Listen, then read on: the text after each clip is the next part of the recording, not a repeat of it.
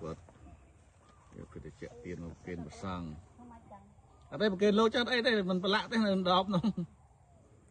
ទឹកកំពៅថ្មីទៅកាន់ហើយ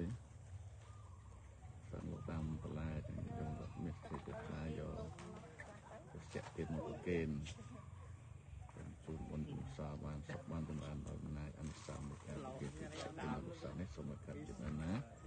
ឲ្យមានរោគសូមឲ្យមានសុខភាពល្អ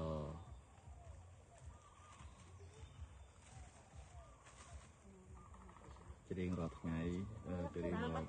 ពេលឲ្យដល់ថ្ងៃសិលល្ងាចថ្ងៃសិលចាប់តែមកទៅចាក់ទៀនពេលប្រសង់បានច្រៀងរាល់ថ្ងៃបោសុតក៏ជំនះកាន់នៅ